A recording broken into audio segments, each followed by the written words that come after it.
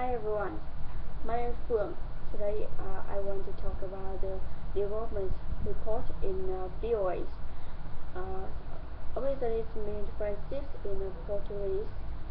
It's also the name of the service organizations in United States that bless volunteers in projects mostly in the developing countries.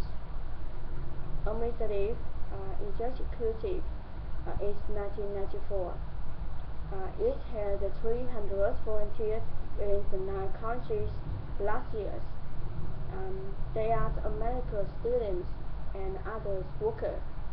Um, the participants come from the Guyana, Tanzania, Brazil,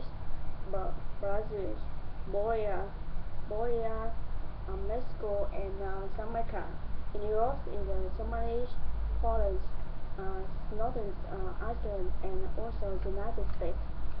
It works local groups and individuals on learning projects. Local groups that define or direct the projects.